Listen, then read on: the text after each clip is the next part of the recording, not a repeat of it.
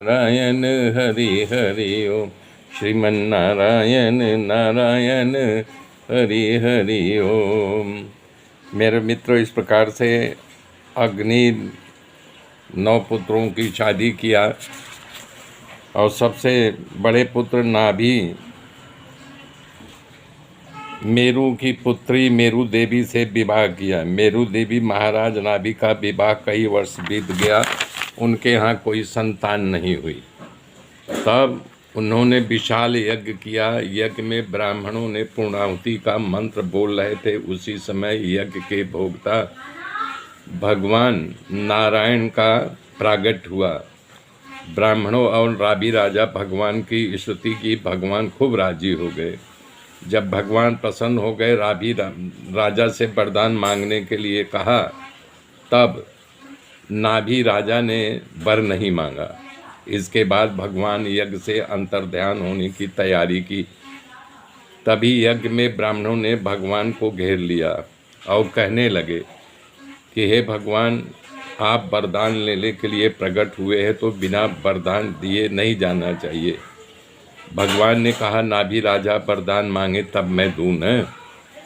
तब ब्राह्मणों ने कहा कि नाभि राजा नहीं मांग रहे, उसके बदले हम लोग वरदान मांगे तो मांग सकते हैं। भगवान को प्रसन्न हो गए तो ब्राह्मणों से भगवान ने कहा, मांगो, तुम्हें क्या दूं। तब ब्राह्मणों ने कहा, हे प्रभु, यदि आप मुझ पर प्रसन्न हैं तो नाभि राजा के यहाँ आपके समान पुत्र होना चाहिए। ब्राह्मणों ने वरदान मांगा। हे प्रभु, हम जानते हैं कि आपके पास से पुत्र वैसे ही मांग रहे हैं जैसे कुबेर के पास से बोले कि हमको एक गोनी चावल दे दो। ये तो हमारा अविवेक है, हमारे अविवेक को क्षमा करना। ये सुन करके भगवान खूब भाव विभोर हो गए और बोले, तथास्तु एवमस्तु, ऐसा ही होगा। भगवान बोलने के लिए बोल दिया, तथास्तु ऐसा ही होगा। तब ब्राह्मणों से कहा, हे ब्राह्मण, तुम लोग ने पुत्र मांगा, इससे कोई बाधा नहीं है, मैं एक के बदले कई दूं, परंतु हमारे जैसा मैं कहाँ से लाऊंगा। इसलिए ब्राह्मणों, तुम्हारे दिए गए वचन को पूरा करने के लिए मैं ही अवतार लूँगा। इसलिए ब्राह्मणों, तुम्हारे दिए गए वचन को पूरा करने के लिए मैं ही अवतार लूँगा।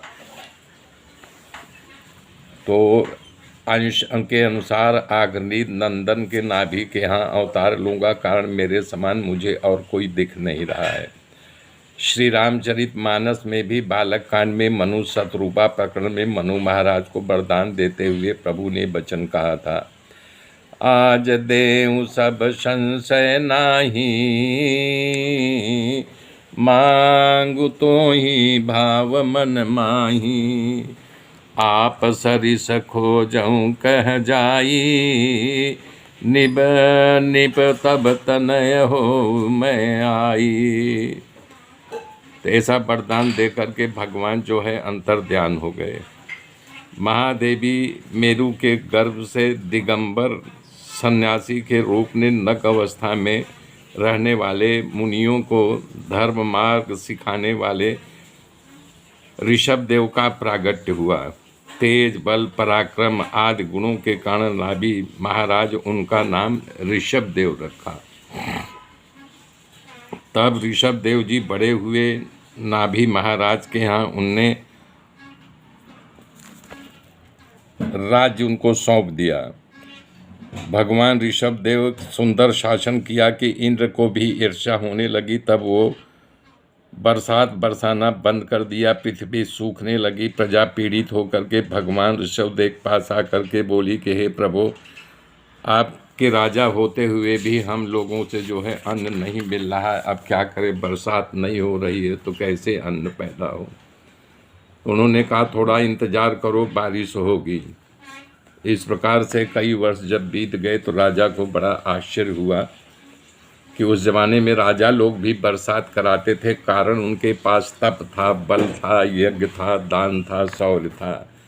मेरे मित्रों, मेरे साथ जुड़े रहिए, आगे की कथा कल जोड़ूंगा। तब तक के लिए जय श्री राम, जय श्री राम, जय श्री राम।